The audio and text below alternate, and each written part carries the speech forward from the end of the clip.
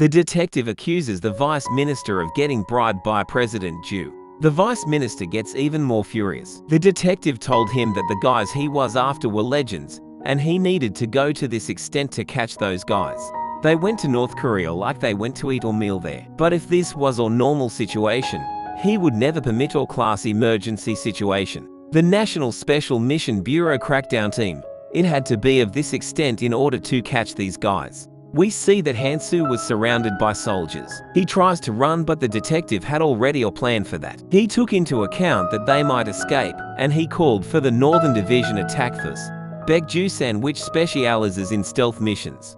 As they were trying to escape, the team attacks him from above. Hansu avoids the attack but still gets injured. Now he was finally trapped and had nowhere to go. They wanted to take care of them quickly before North hears about this and makes a move. The detective also comes there and mocks him for overestimating his ability and thinking he could escape the headquarters of the Special Bureau. He gives the orders to take care of Hansu and keep the hostage. We see the stealth team lurking above him. They all attack him at once, and he had to fight them while protecting Minji. He puts up a good fight, but even he has only 2 eyes. He couldn't keep up with them while protecting her, and as she was about to get stabbed, the time for her seemed as if it was stopped. She sees some threads all around that area, and before they could attack her, the vice minister gets caught in the thread and orders them to stop. It was Kim. He threatens to kill the vice minister if they even move. The detective tries to make or move, but the minister gives all the soldiers clear orders to stop and drop all their weapons. As the soldiers start dropping their weapons, the detective yells at them for disobeying his orders. But the minister curses the detective and the soldier drop all their weapons. The detective warns Kim, saying he wouldn't be able to get out of there just because he was holding a hostage.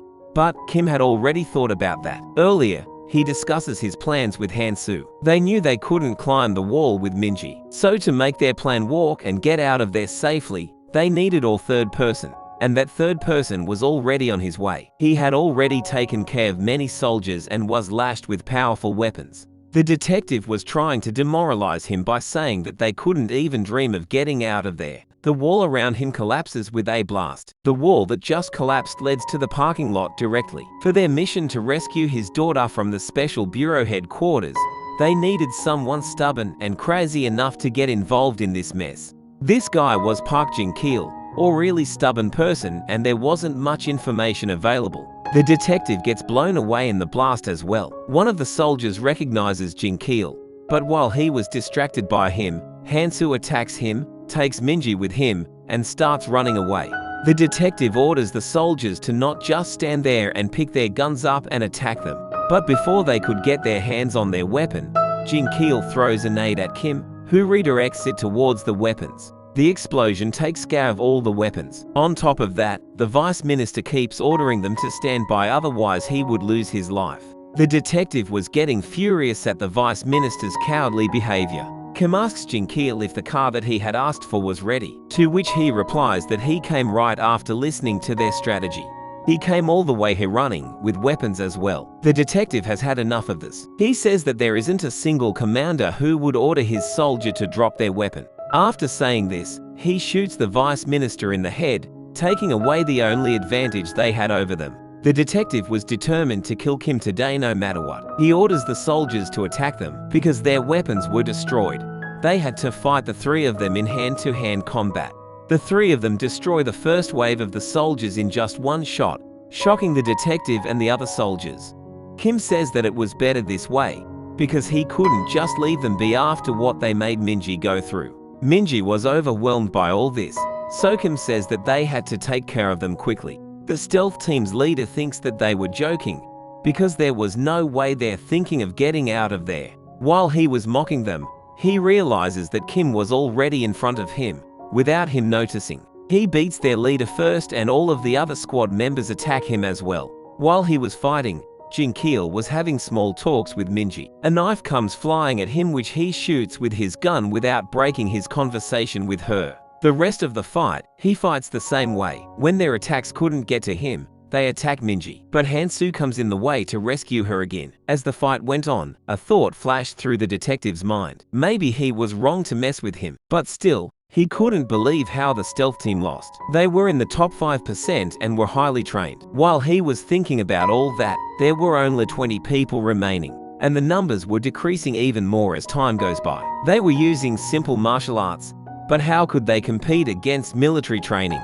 Jinkeel was even talking on the phone while fighting. The detective couldn't comprehend what on earth was this situation right now. And soon, the soldiers finally gave up. After he comes to his senses, he sees 3 middle-aged men in glasses standing in front of him, and all he could do was watch as they took his keys and left. He couldn't do anything as it was an overwhelming defeat for him. And now he even had to explain the death of the vice minister. On the other hand, director Kim gets background information on Kim. He finds out that the girl's father was in special forces. But this still changes nothing. He could still just kill him. While all of this was going on, one of the soldiers was still inside the bathroom. He comes outside hoping nothing happened while he was gone. But what he saw was a completely different story. One officer told him that the central station was wiped out by one single man. They were talking about Jinkeel. This was the reason Jinkeel was late. They get inside the car and get outside without caring about the guards. Just then, the remaining guy announces that the central station was destroyed and they were to shoot outside any unauthorized vehicle. They start shooting at the vehicle non-stop. Kim fires back and injures one of them. Before the rest of the reinforcement could come, they were already out of their reach. Seeing this side of her father, Minji was baffled. He remembers the times that she had spent with him, and how he was just a normal loving dad. But seeing him in this state made her wonder if he really was her father.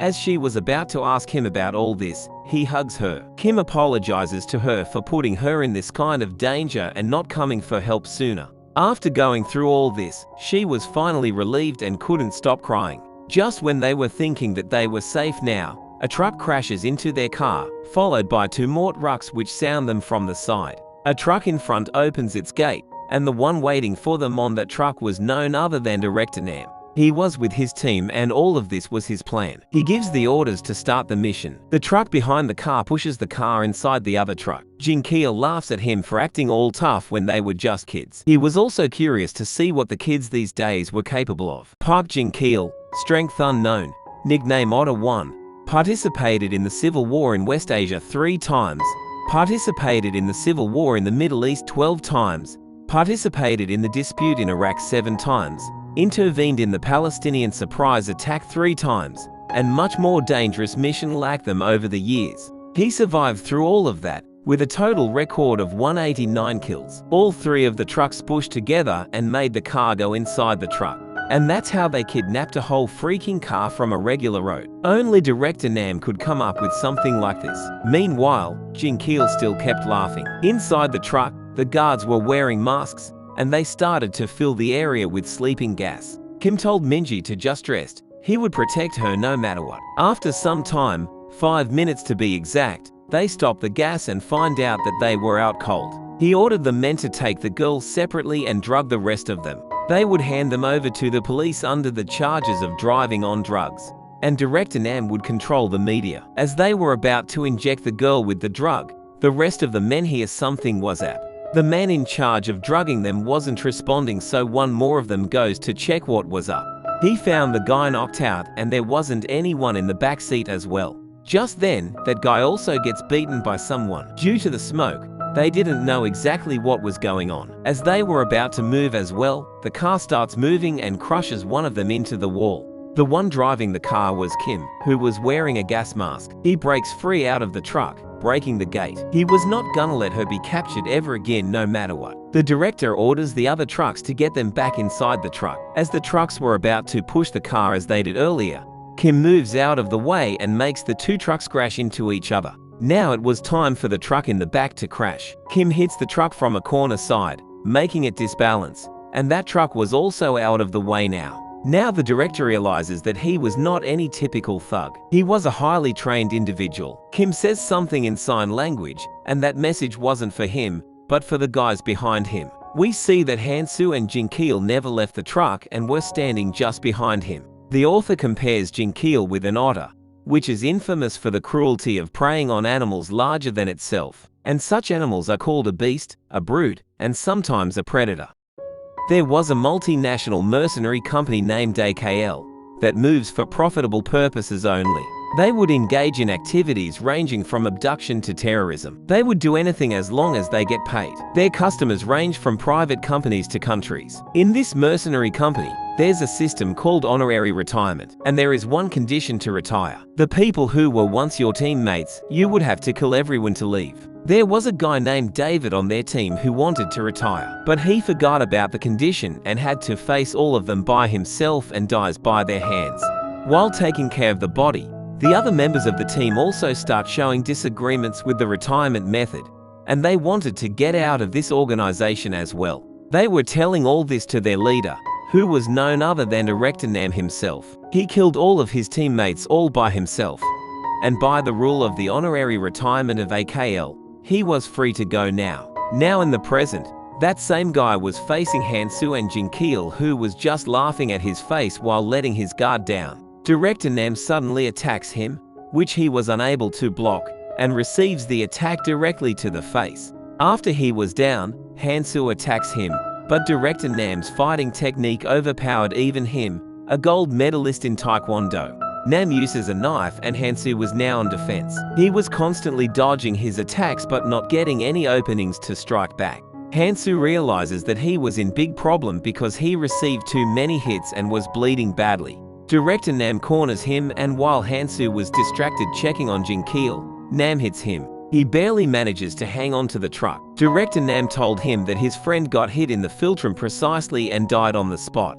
Due to the gravity of the situation, he was aiming for the vital spots without a single error. Hansu now realizes that this guy was a professional. He was quick to judge. The most important thing in the professional world is judgment. Due to the nature of the industry, which is always at the crossroad between life and death, the most important factor is judging the situation. On them, those from AKL are by far of the highest level. Director Nam was going to make it look like his death was just a mere road incident. Kim tries to come near and help, but Hansu told him to take Minji and run, while they take care of him. Just then, Director Nam realizes someone was behind him. He attacks at the same spot he did earlier, but this time Jinkeel blocks his attack, and that shocks Director Nam. Jinkeel falls asleep again and even started dreaming. He gave up on holding his breath during the sleeping gas stage. Eventually, he fell asleep. The human instinct of drowsiness and the boundary of willpower to wake up, somewhere in between them, you'll be in a state of fierce fighting. In other words, the him right now is in REM sleep. The director was furious at him for sleeping mid-fight and starts attacking him continuously. But Jinkeel blocks all his attacks even in his state. When his attacks don't get past Jinkeel, he gives up on attacking his face and goes for the belly instead. As he was about to attack, he receives a brutal punch from Jinkeel. Finally, this was the moment for him to wake up. He was pissed because Director Nam aimed for Dabin, her daughter's image that he was wearing. His strength was tremendous. Nam feels like he was just hit by a truck. Director Nam starts rambling about how he was mistaken, and how their death would be reported as a death from a fall. At that moment, we see that the judgment that he was so proud of started to break down. Jinkeel gets the smell of war from him and says he was like him in many ways, but he smells like a novice too. He acknowledges Nam's strength and decided to fight him earnestly and show him man-to-man. Team leader Han reports to the president that he was in some kind of problem, but the president doesn't care if he loses or wins, because he was confident that no one could touch him. On the other hand, the fight between Director Nam and Jinkeel was insane. Director Nam was striking him with insane speed, but Jinkeel was blocking all his attacks precisely. Director Nam tries to launch a strong punch, but Jinkeel counters it with an even faster and stronger strike, which Nam receives directly to the body and fell to the down. While he was down, Jinkeel attacks him with his knees, which he barely dodges. Director Nam couldn't understand what was going on. Jinkeel was also using CQC, just like Director, so why Director Nam couldn't touch him at all? CQC is a skill to overpower the enemy within 30 meters. While he was thinking about all this, he didn't expect Jinkeel to attack him from that distance. But he was shocked when he got hit by him in an instant. He understands now. He didn't want to admit it, but Jinkeel was on another level. If Director Nam's CQC range was 30 meters, then Jinkeel's range must be. Director Nam was shocked to imagine his range. He wonders what kind of life this man lived to have this kind of strength and range. His mind starts flooding with the thoughts of the things this man had to go through to be on this level. Did he go to war every quarter? Or maybe he fought with the terrorist? Was he dispatched to a place like the Middle East for a few years? Jin Keel confirms his suspicions that he was going to destroy him for disturbing his friend's happiness. At that moment, a lot of thoughts crosses Director Nam's mind. Thoughts like if he wants to fight him, he would win against him. What was the range and gap? And much more. And the choice of Director Nam, who now recognizes the strong person, was simpler than expected. Running away. His choice might be futile, but what he did against such a strong person was the most suitable choice. Jin Keel also admits that he was smart and was making a good decision. He jumps off the moving truck because it was better to tumble down and break an arm than fight a monster like that. But he didn't account for was that Kim never left and was waiting for him outside. Director Nam could feel the rage coming from him. A thought crossed Director Nam's mind. First, was that the same person who kneeled down in front of them back then? If that was him, how many wrongdoings did he commit for him to live while hiding his own identity? And second, why was he now falling down? Jin Keel was still not done with him properly. He brutally beats him and slams him against the truck's wall so hard that his face appears from the outside. And finally, Director Nam was down for good. Just then, they arrive at their destination. The guy in front didn't realize that it was the director who was getting beaten up all this time,